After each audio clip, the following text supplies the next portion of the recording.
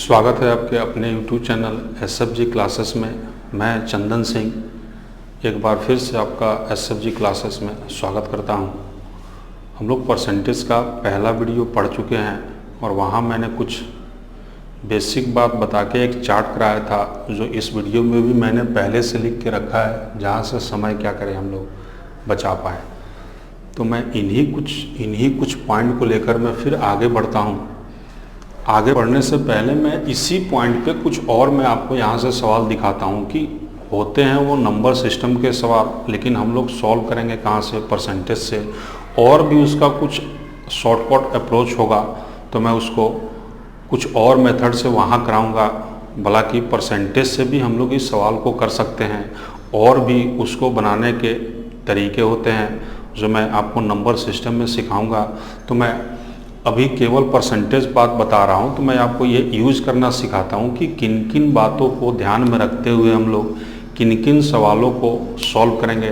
तो मैं यहाँ छोटा सा सवाल लेता हूँ। ये कंपेयर किया था, फ्रैक्शन में कंपेयर होता है कि कौन सा स्मॉलेस्ट और कौन सा ग्रेटेस्ट है, या इसी को बोल दिया जाता है कि आप असेंडिंग ऑर्डर में सजाइए, या इसी को फिर डिसेंडिंग ऑर्डर में, आरोही क्रम में और अवरोही क्रम में।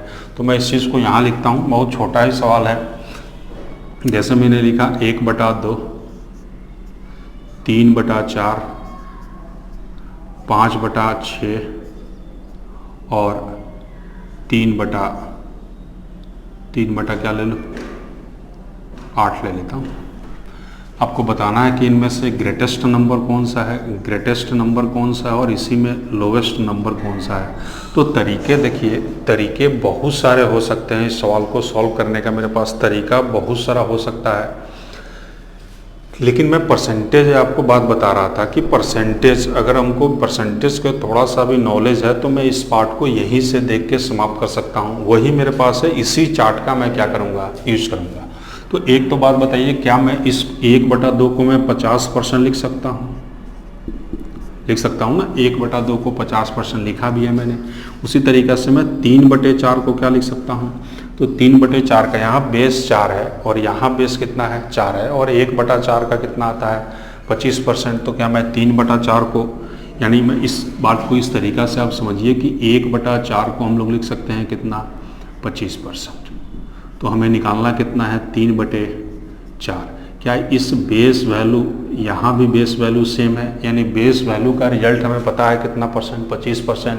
तो 1 को क्या बनाया गया है, 3 बनाया गया है, किससे गुणा करके, 3 से।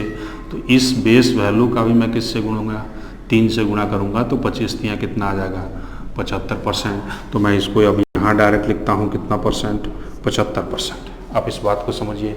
उसी तरीक़ा से मेरे पास एक और बेस वैल्यू होता है कितना, 6, और 1/6 को हम लोग जानते हैं 16.2/3%, 16.2/3%। और मैं किससे गुणा करना होगा, 5 से। तो 16×5 80 और 5 दूना 10। तो 3 से मैं 10 को भाग करूंगा तो 3 बार में आएगा, तो 80 से तो ज़्यादा होगा, यानी करीब करीब मैं बोल सकता हूँ 83%। आप इसी तरीक़ा से इस पार्ट को भी निकाल लीजिएगा, या मैं यहाँ निकाल के आपको दिखा देता हूँ। 1/6 को हम लोग लिख सकते हैं कितना, तो 16.2/3%।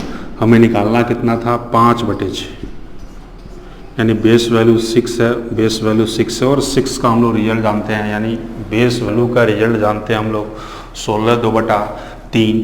1 को 5 बनाया गया, 5 से गुणा करके। तो मैं इस बेस वैल्यू को भी 5 से गुणा कराता हूँ, तो ये हो जाएगा 16×5 80, 5 दूना 10, 3 से 10 जाएगा 3 बार में, तो 3 बार यहाँ भी आएगा, और मेरे पास बचा कितना इसमें से, 1/3%। तो इस बात को आप इस तरीक़ा से समझिए।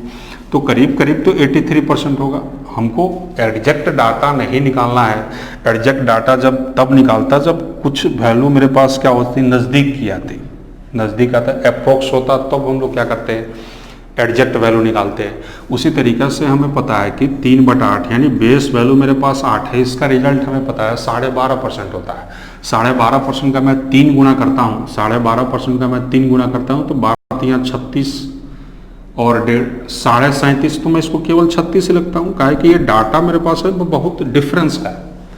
अब यहाँ आप ध्यान से देखते होइएगा कि 83% है। सबसे बड़ा वैल्यू तो मैं सबसे बड़ा लिखता हूँ 5/8। 6। सबसे छोटा वैल्यू कितना है मेरे पास 36, किसका पार्ट है तो 3/8 का। तो इस तरीका से भी हम लोग, ये बात है नंबर सिस्टम के सवाल होते हैं जहाँ पे कंपेयर करा के आपको ग्रेटेस्ट और लोएस्ट वैल्यू निकालने जाते हैं, तो वहाँ पर जब मैं नंबर सिस्टम कराऊंगा तो मैं परसेंटेज से नहीं, और भी जो तरीके होंगे मेरे पास, ये सब बहुत छोटे लेवल के सवाल होते हैं जहाँ हमें देख के क्या करना होता है, आंसर करना होता है। तो ये तो बात मैं नंबर सिस्टम में मैं आपको बताऊंगा कि हम लोग देख के आंसर किस तरीक़ा से करेंगे।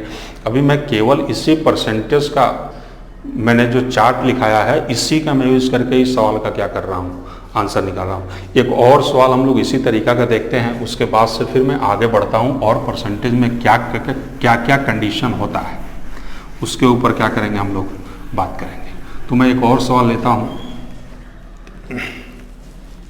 जैसे मेरे पास है 1/3, 3/7, 9/11, और एक और ले लेता हूँ कितना मैं 2/7। आपको बताना है कि इसमें से ग्रेटेस्ट नंबर कौन सा है और इसी में से लोएस्ट नंबर कौन सा है। यही दोनों वैल्यू आपको क्या करना है, फाइंड करना है। तो इस पर मैं जल्दी जल्दी निकालता हूँ। इसका वैल्यू जानते होइएगा, ये करीब 33% के बराबर 33.33 होता है।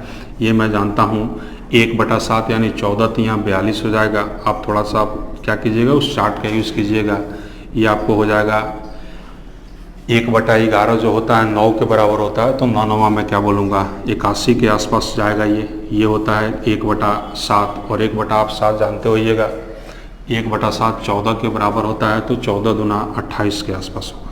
ये अप्रोक्सीमेटली एग्जैक्ट वैल्यू मैंने इसलिए नहीं निकाल रहा हूँ कि आप देखिएगा डिफरेंस बहुत ज़्यादा है। डिफरेंस कम का होता तो मैं एग्जैक्ट निकालता, डिफरेंस तो बहुत ज़्यादा का है। तो यहाँ से भी बात मैं बोल सकता हूँ कि जो सबसे बड़ा नंबर है मेरे पास 81% है, किसका है तो 9/11 का है। उसी तरीक़ा से 28 सबसे छोटा है, किसका है तो 2/7 का है। तो मैं इस तरीक़ा से इसका आंसर निकाल सकता हूँ। एक और चैप्टर को मैं इसी से लिंक करता हूँ, भला कि मैंने वो बात बता दिया है, फिर भी आप थोड़ा सा परसेंटेज पढ़ रहे हैं तो आप उस चीज़ को भी देखिए कि कहीं पर भी आपको किसी तरीका का परेशानी नहीं हो। मैं अब टाइम एंड वर्क के ही बारे में बात कर रहा हूँ कि ए किसी काम को 10 दिनों में करता है और बी इसी काम को 20 दिनों में करता है, तो बताना आपको कि दोनों एक साथ मिलकर ए प्लस बी दोनों एक साथ मिलकर अगर इस काम को करते हैं तो इस काम को कितने समय में पूरा करेंगे, यानी ए प्लस बी का आपका टाइम निकालना है। तो ये बात आप जानते होइएगा कि अगर ए अगर पूरा काम 10 दिन में कर रहा है, इसका मतलब है कि ए एक दिन में 1/10 काम कर रहा है, और बी एक पूरा काम 20 दिन में, तो एक दिन में 1/20। अब इसी फ्रैक्शन पार्ट का मैंने परसेंटेज आपको बताया था कि 1/10 किसके बराबर आता है तो 10% के बराबर आता है, और 1/20 किसके बराबर आता है 5% के बराबर आता है। और ये भी बात मैं आपको टाइम एंड वर्क कंप्लीट पढ़ा चुका हूँ, उसका मैंने डिस्क्रिप्शन में लिंक दिया हुआ, आप वहाँ से भी जाके चीज़ों को क्या कर सकते हैं, देख सकते हैं, समझ सकते हैं, सीख सकते हैं, और उसी का पेपर में आप इम्प्लीमेंट भी कर सकते हैं। तो वहाँ मैंने बात बताते कि परसेंटेज में अगर हमें काम को लेना होगा तो कोई भी काम हो, कितना बड़ा हो या कितना भी छोटा हो, वो हमेशा कितना परसेंट के इक्वल होता है 100% के इक्वल होता है। तो टोटल काम मेरे पास कितना आ गया 100%, और दोनों एक साथ मिलके करेंगे तो ए एक दिन में 10%, बी एक दिन में 5%, तो दोनों मिलकर एक दिन में कितना परसेंट 15%। परसेंटेज से परसेंटेज कैंसिल आउट, इसको मैं अगर काटता हूँ कैंसिल आउट करता हूँ तो 20 पंचे 100 और 3 बचे 15, यानी आंसर आता है 6 और 2/3 डेज। और भी इसका मैंने बहुत सारा अप्रोच आपको टाइम एंड वर्क में कराया हुआ है, तो मैं उन सब चीज़ों की बात अब नहीं करता हूँ। केवल मैं परसेंटेज वाले पार्ट को उठा के ये बात आपको दिखाता हूँ कि अगर परसेंटेज का अगर नॉलेज आपको है तो आप किसी भी सवाल के ऊपर इस अप्रोच को लगा के क्वेश्चन को क्या कर सकते हैं, सॉल्व कर सकते हैं। अब जो मेरे पास बात आता है इससे आगे का जब मेरे पास अब बात आता है तो चीज़ों को आपको ध्यान से समझनी है कि अब मेरे पास जो चीज़ें होती है क्या क्या होती है, क्या क्या पेपर में बदलाव होता है, क्या क्या एग्जामिनर हमसे बेसिक, यही सारे बेसिक पार्ट को ही मैं क्या करूँगा यूज़ करूँगा। तो अब इस चीज़ को ध्यान से देखिए। इस चीज़ को अगर आप ध्यान से अगर देखिएगा, इसमें कहीं भी आपको कोई भी दिक्कत नहीं आएगी। जैसे अब मेरे पास एक वैल्यू मैं लेता हूँ, मैं चीज़ों को आगे बढ़ाता हूँ, आप ध्यान से समझिएगा कि पेपर में क्या क्या बदलाव किया था। मेरे पास है 6.25%। इसका फ्रैक्शन जानते होइएगा, ये 6.25% का फ्रैक्शन मैंने कितना लिखा था, तो ये करीब करीब 1/16 के इक्वल होता है। क्या 1/16 के इक्वल मेरे पास कितना है 6.25, तो इसका बेस क्या बनेगा 1/6। अब आपने ध्यान क्या रखना, अब इस चीज़ को समझिए। अगर मैं इसमें 10 जोड़ देता हूँ, अगर मैं इसमें 10% जोड़ देता हूँ, तो क्या ये मेरे पास अब 16.25% होगा। इसी पार्ट को अगर हमको ब्रेक करके डायरेक्ट पूछा गया कि ये रिजल्ट किसके बराबर होगा, तो आपको निकालने में थोड़ा सा क्या होगा, दिक्कत आएगा। मैं इस चीज़ को दिखाता हूँ, आप निकालने का तरीका आपके पास क्या होगा, 25%। इसको मैं अगर ब्रेक करता हूँ तो मैं लिखूँगा 1625 बटा में कितना, तो परसेंटेज को हटाऊँगा तो नीचे 100, और इस पॉइंट को भी हटाऊँगा तो नीचे में क्या आएगा 00 आएगा। अगर आप इस काटिए, यही सब वैल्यू को काटने का मैं ये बात आपको बता चुका हूँ, यही सारे वैल्यू को काटने का कि 25 का पेयर और 125 का पेयर आपको जानना है। तो 25 का पेयर आप जानते होइएगा, 25 से 1000 कितना बार में कटता है, 25 से 1000 8 बार में कटता, 125 से 1000 कितना बार में कटता है, 8 बार में कटेगा। तो 500 कितना बार में कटेगा, 4 बार में कटेगा। तो क्या मैं 1000 होता तो मैं इसको 8 बार में काट देता, 1 0 था तो 1 0 लगा दूंगा। इसको मैं काटता, अगर 1000 होता तो 8 बार में कटता, 500 और ज़्यादा है तो 4 और ज़्यादा हो जाएगा, 14 पे पहुंच गया, और एक वैल्यू में बढ़ाता हूं तो 14 1 15। सही है, अरे सही है, 1625 सही है। अब इस बात को आप समझिए इस तरीक़े से कि 16 पंचे 80 और 5 तियाँ 15, तो जो मेरे पास रिजल्ट आ गया 3/16 आ गया, यही आया। लेकिन इतना कैलकुलेशन पार्ट करने के बाद आया है, जब इतना बात हमें सब कुछ पता है तो फिर मैं ये मेथड क्यों लगाऊं है। ये आप करते भी इसी तरीक़ा से होइएगा, और आपको आसान भी यही लगता है क्योंकि आप चीज़ों को समझे नहीं हैं, जानते नहीं हैं। अगर आप चीज़ों को समझ रहे हैं, पहचान रहे हैं, तो आप इस चीज़ को तोड़ने का मैं थोड़ा सा तरीका आपको चेंज करता हूँ। क्या मैं इस पार्ट का 2 वैल्यू तो आसानी से निकाल सकता हूँ। एक तो मेरे पास 10% इसमें शामिल है, और प्लस का कितना है 6.25% है।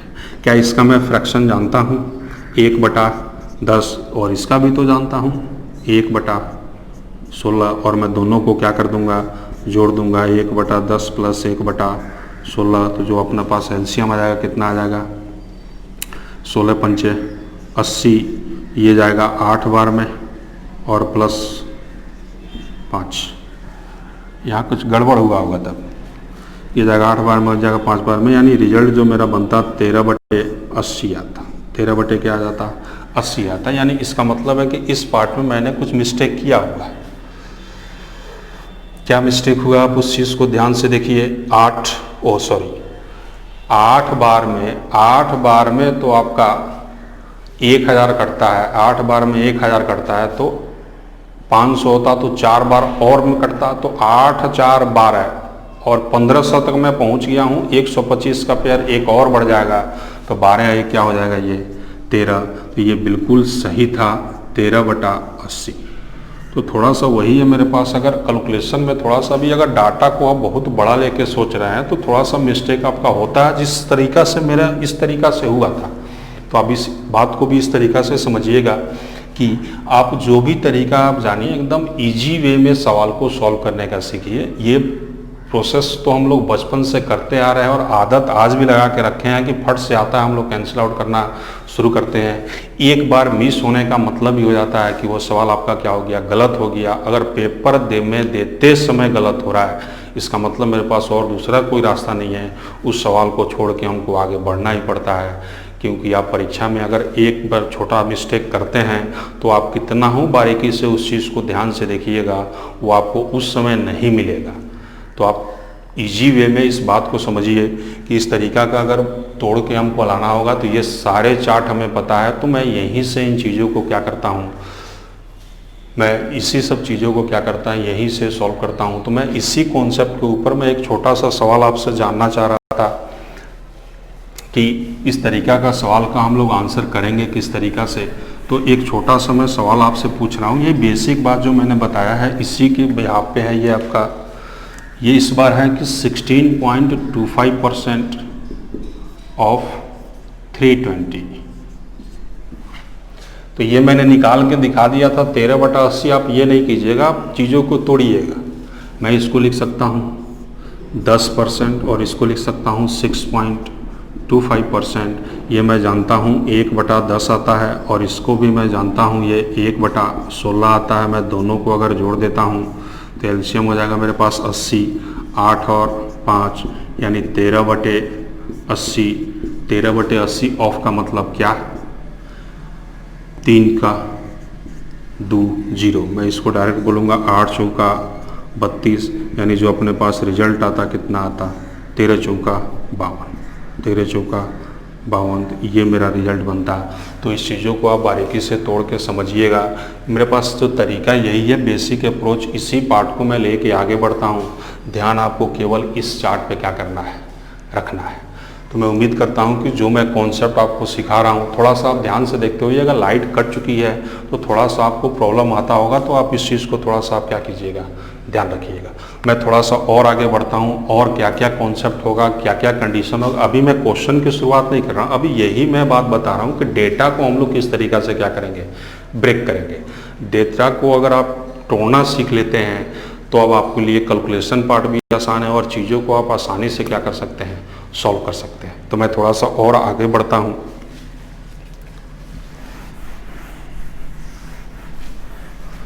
अब मेरे पास जो बात आता है इसी में इसी पार्ट को मैं लेता हूं 6.25% को मैं लिख सकता हूं 1/60। अब मैं इसमें 5 अगर जोड़ देता हूं तो आप ध्यान से देखते होइएगा 6 5 11.25%। इसका रिजल्ट आपने बताना है कि किस तरीक़ा से हम लोग क्या करेंगे, इसको ब्रेक करेंगे। तो इसको ब्रेक करने का आपके पास बहुत सारा तरीका हो सकता है। मैं इस चीज़ को दिखाता हूँ आपको।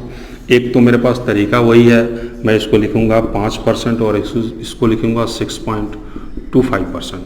क्या मैं इसको लिख सकता हूँ 1/20 और प्लस का मैं इसको लिख सकता हूँ कितना 1/16। तो अपना एलसीएम अभी भी क्या आएगा, 80 आएगा। 20 चौका 80 और 16 25 80 यानी 9/80। एक अप्रोच तो मेरे पास ये रहा इसको तोड़ने का। और भी कुछ बात अगर आता है ध्यान में उसको भी कीजिए आप। 11.25% था, इसको हमें ब्रेक करना है। क्या मैं इसको लिख सकता हूँ 10% और प्लस का 1.25%? क्या मैं लिख सकता हूँ इस पार्ट को मैं इतना लिख सकता हूँ। अब 10% का रिजल्ट तो आपको पता ही होगा कि कितना आता है, 1/10 आता है। और इस पार्ट का रिजल्ट आप ध्यान से देखिए इधर। क्या मेरे पास 12.5% का रिजल्ट मेरे पास कितना था, 1/8 था। 1/8 था। तो क्या मैं इस पॉइंट को अगर इधर शिफ्ट कराता हूँ, मैं इस पॉइंट को मैं इधर शिफ्ट करा देता हूँ, तो क्या मेरे पास 1.25% हो जाएगा। यानी ये पॉइंट इधर शिफ्ट तब हुआ होगा जब मैंने 10 से क्या किया है, भाग किया। 10 से क्या किया है, भाग किया। तो मैं इसको भी 10 से भाग करूँगा तो क्या अपने पास 1/80 हो जाएगा। तो क्या मैं इस पार्ट को डायरेक्ट अब लिख सकता हूँ 1/80 और इस दोनों पार्ट को जोड़ूंगा तो रिजल्ट पे कोई फर्क नहीं पड़ेगा। 80 का 80 एलसीएम होगा, 8 + 1 तो 9/80। यहाँ भी रिजल्ट यही है, यहाँ भी रिजल्ट यही है। आपको केवल क्या करना है, अप्रोच के ऊपर ध्यान रखना है कि किस वैल्यू को। तो आप कहीं से भी और भी आपके पास मेथड हो सकते हैं इस पार्ट को निकालने के लिए, लेकिन ध्यान रखना है कि आपको जो बचपन से काम हम लोग किए हैं उस काम को आपको क्या करना होगा, छोड़ना होगा। और छोड़ते भी हैं हम लोग, जो बचपन में हम लोग करते थे वो आज कहाँ करते हैं। कुछ ना कुछ चेंजिंग हुआ है, इस आधार पे भी आपको क्या करना होगा, कुछ ना कुछ चेंजिंग करना होगा। तो मैं उम्मीद करता हूँ कि ये कॉन्सेप्ट आपको क्या होता होगा, समझ में आता होगा। अगर नहीं आता है तो आप कमेंट जरूर कीजिएगा। मैं थोड़ा सा और एक पार्ट आगे लेके चलता हूँ। अब जो मेरे पास बात आता है इसी पार्ट में मैं यूज़ करूँगा 6.25% में ही यूज़ करूँगा। आप उस चीज़ को ध्यान से देखिएगा। कोई भी आप डेटा लीजिए, जरूरी नहीं है कि मैंने 6.25% ही लिया है तो आप भी 6.25% ही लीजिएगा, कुछ भी आप ले सकते हैं, आपका मर्जी है। मैं एक और वैल्यू लेता हूँ 6.25%, इसका मैं रिजल्ट जानता हूँ, ये 1/16 के इक्वल आता है। अब मैं इसमें क्या करता हूँ कि 12.5% जोड़ने की कोशिश करता हूँ कि क्या मेरे पास रिजल्ट हो जाएगा। तो आप इस बात को समझिए, 12 जोड़ दूंगा तो 12 6 18 75 यानी 18.75% ये होगा। अब आप इसको ब्रेक करना सीखिए। मैं इसको लिख सकता हूँ कितना, 12.5% और मैं इसको लिख सकता हूँ 6.25%। सही है, सही है। इसको मैं लिखता हूँ 1/8 और इसको मैं लिखता हूँ 1/16। मैं इस दोनों पार्ट को जोड़ूंगा तभी तो ये रिजल्ट निकलेगा। मैं जोड़ता हूँ तो कितना आ जाएगा, 3/16, 3/16। तो इस तरीक़ा से भी आप क्या कर सकते हैं, इस रिजल्ट को निकाल सकते हैं।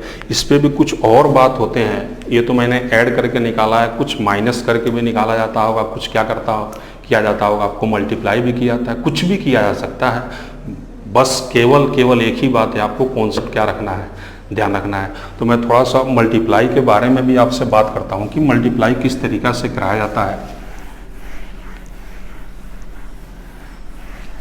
मल्टीप्लाई करने का मेरे पास क्या तरीका होता है, उस चीज़ को भी आप अगर ध्यान से देखिएगा तो मेरे पास यही वैल्यू मैं लेता हूँ 6.25% और मैं इसको क्या लिखता हूँ 6.1/4% और इसका रिजल्ट आप लोग जानते हैं कि 1 क्या आता है, ये 16 आता है, ये आता है। अब यहाँ मैं क्या करता हूँ, मल्टीप्लाई कराता हूँ। आप उस चीज़ को ध्यान से देखिएगा। यहाँ मैंने क्या किया है, 2 से मल्टीप्लाई कराया तो क्या ये रिजल्ट 2 क्या हो जाएगा, 16 हो जाएगा। 2 क्या हो जाएगा, 16 हो जाएगा। तो मैं 2/16 का अगर वैल्यू निकालता हूँ तो मैं इसको भी 2 से क्या करूँगा, गुणा कराऊँगा।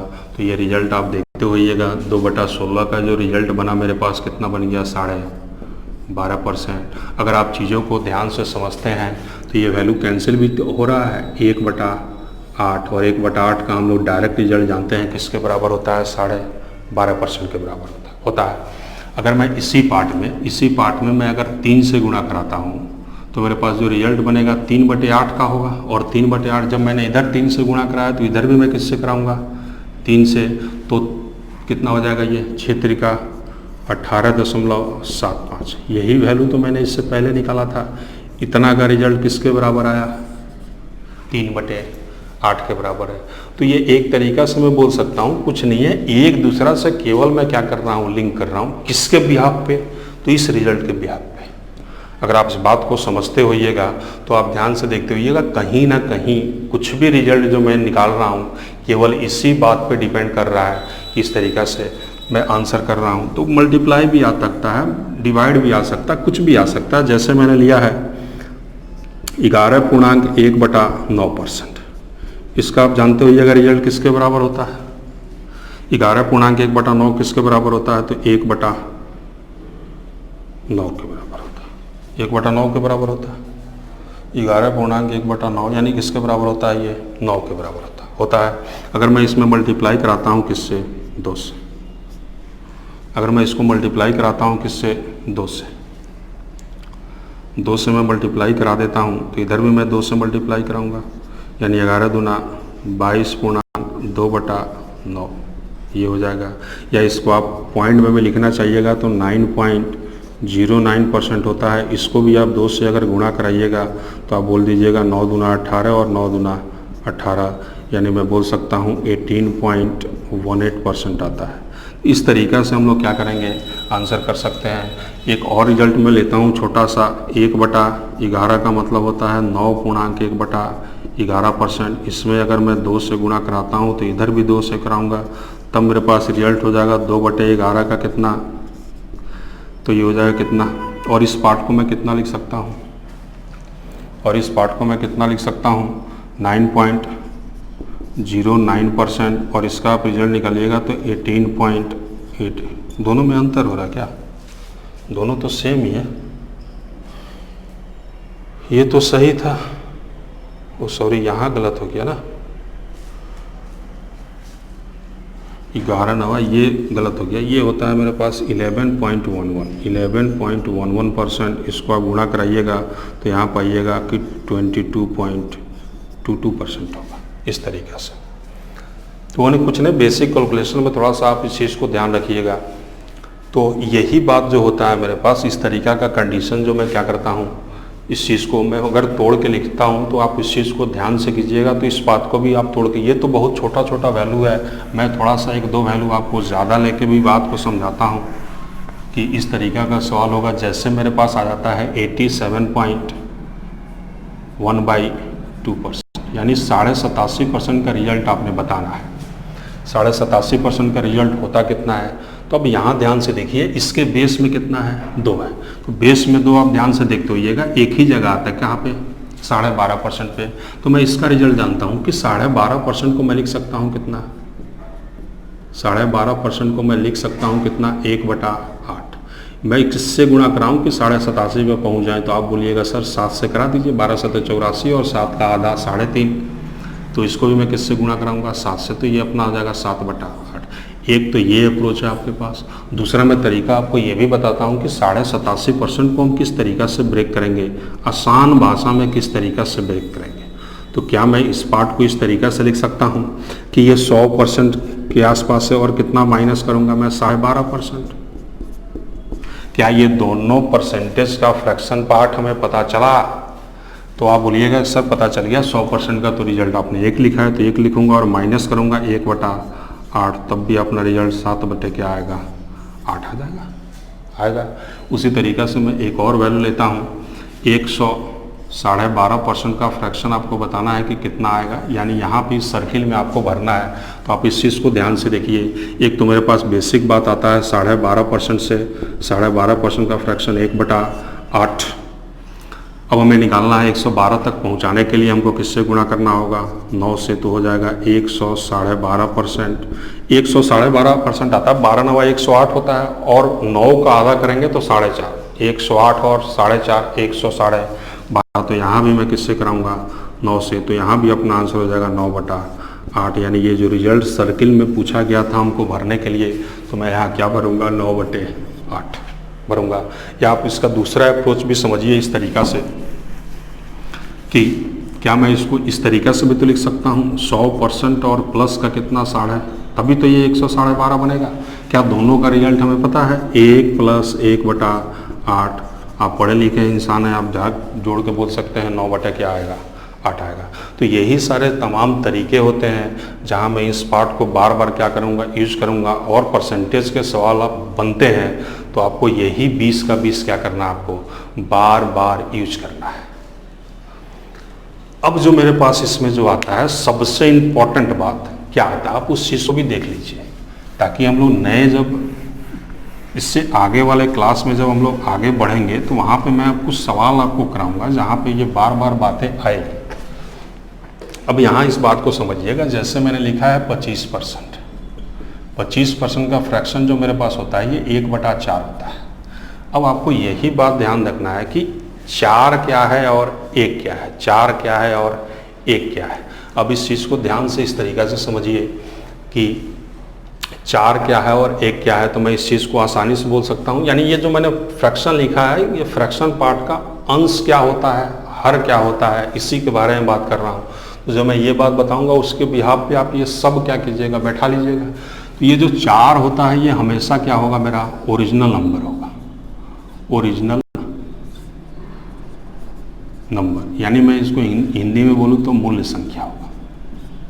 और 1 क्या होगा, तो यही 4 जो मेरा ओरिजिनल नंबर था ना, इसी 4 का 25% आप निकालिएगा। निकाल के चेक कर लेते हैं, 4 का 25%, 4 के लिए 4, और इस 25% का फ्रैक्शन होता है 1/4। ये कैंसिल आउट, तो रिजल्ट कितना बना, 1। यानी 4 का 25% क्या होता है, 1 होता है। तो आप जानते होइएगा 4 अगर मेरा ओरिजिनल नंबर था तो 4 का 25% का रिजल्ट कितना बना, 1 बना।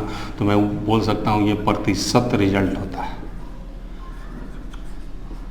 यानी प्रतिशत परिमाण होता है। प्रतिशत क्या होता है, परिमाण होता है। यानी अगर आप इस चीज़ को आप समझिएगा। तो 7 मेरा ओरिजिनल नंबर है, तो 7 का 14.2/7% कितना होता है? 1 होता है। अगर मेरे पास 10% है, यानी 10% का फ्रैक्शन 1/10, तो 10 मेरा ओरिजिनल नंबर हुआ, तो 10 का 10% कितना होगा? 1 होगा।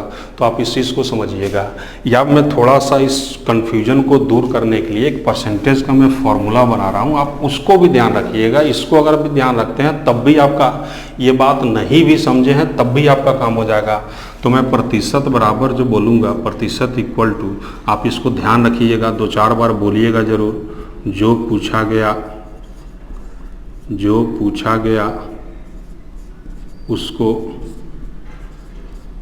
ऊपर बटा जिससे पूछा गया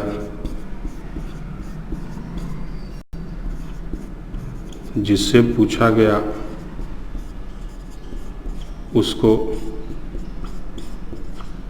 नीचे, और प्रतिशत में लाने के लिए संख्या में किससे गुणा करूँगा मैं? 100 से। तो ये एक तरीका का मैं बोल सकता हूँ। परसेंटेज का क्या है, मेरे पास रिजल्ट है। ये बात में और इस बात में कोई ख़ास अंतर नहीं है। मैं यही बात यहाँ भी बोल सकता हूँ कि 20% का फ्रैक्शन कितना होता है? तो 1/5। किससे पूछा गया? 5, यानी 5 ही मेरा क्या होगा? ओरिजिनल नंबर होगा। 5 ही मेरा क्या होगा? ओरिजिनल नंबर होगा। और ऊपर वाला इसी 5 का ये 20% का क्या है? रिजल्ट है। तो जो पूछा गया, क्या पूछा गया? 1 के बारे में, तो 1 क्या हो जाएगा मेरे पास? प्रतिशत रिजल्ट हो जाएगा। तो आप इस बात को इस तरीक़ा से समझिए, या आप बात इस तरीक़ा से समझिए। कहीं से भी आप जाइएगा, परसेंटेज में यही दो, एक तो मैं बोल सकता हूँ ये डायरेक्ट कॉन्सेप्ट के आधार पर चल रहा है, और ये भी एक तरीका का कॉन्सेप्ट है, लेकिन ये जुगाड़ू कॉन्सेप्ट है। चीज़ों को आसान बनाने के लिए ही मैंने इस पार्ट का क्या किया है? यूज़ किया है। यानी कोई भी परसेंटेज पार्ट आपको अगर मिलता है, उसका अगर फ्रैक्शन पार्ट बनता है, तो हमेशा ध्यान देना है नीचे वाला पार्ट वो होगा जिससे पूछा जा रहा है, और ऊपर वाला पार्ट क्या होगा? जो पूछा गया है। क्या पूछा जाएगा, इसके बारे में हम लोग आगे के क्लास में बात करेंगे। तो मैं थोड़े से इस कॉन्सेप्ट के आधार पे जो मैंने बात आपको तोड़ के दिखाया है कि क्या क्या बातें हमें जानकारी होनी चाहिए, क्या क्या बातें को हम क्या करें, ध्यान में रखें, और उसी के बिहाफ पे क्या करेंगे, हम लोग सवाल करेंगे। तो मैं तो 2018 को कुछ मेंस के सवाल को लूँगा, जहाँ कैलकुलेशन पार्ट थोड़े से क्या होते हैं, पूछे गए हैं, कैलकुलेटिव पार्ट बना के पूछे गए हैं। वजह सिर्फ एक ही है, सीफी का जब वो क्या टेंडर था वो ख़त्म हो चुका है, उसको अब टीसीएस ले रहा है। तो टीसीएस आज से पहले बैंकिंग सेक्टर का पेपर लेता था, और बैंकिंग सेक्टर आप जानते होइएगा कैलकुलेशन पार्ट पे ही डिपेंड होता है। तो जाहिर सी बात है, जब वो सवाल हमसे पूछेगा तो कुछ ना कुछ कैलकुलेटिव पार्ट देगा। लेकिन कैलकुलेटिव पार्ट देने का मतलब ये नहीं है कि ये चार्ट आपका ख़त्म हो जाएगा, ये रहेगा। इसी के बिहाफ पे हम लोग क्या करेंगे, सवाल करेंगे। तो मैं उम्मीद करता हूँ कि जो मैं कॉन्सेप्ट आपको बताया हूँ वो आपको अच्छे से समझ में आया होगा। इस चार्ट के बारे में मैंने स्टार्टिंग में बात किया है, उसका भी आपको डिस्क्रिप्शन में लिंक दिया गया, आप वहाँ से भी जाकर देखिए, और एक कंप्लीट नोट्स आप ज़रूर बनाइए। कंप्लीट नोट्स बनाने का मतलब यही है कि पेपर अगर है तो 10 दिन 12 दिन पहले से अगर मैं कुछ पहले प्रैक्टिस कर लिया हूँ तो कुछ ना कुछ बातें जो होती है दिमाग से निकल जाती है। उसी चीज़ के लिए आपने 5 दिन 10 दिन पहले से उसको एक बार और क्या कर लेना है, रिवाइज कर लेना है, ताकि जो कॉन्सेप्ट निकला होगा फिर वापस आ जाएगा। यही काम आपको बार बार क्या करना है, करते रहना। और प्रैक्टिस तो बहुत इंपॉर्टेंट है, प्रैक्टिस तो आपको करना ही करना है। तो मैं ठीक है, मैं इसी बात पे आज के वीडियो को समाप्त करता हूँ। तब तक के लिए bye bye, good night, take care, bye bye.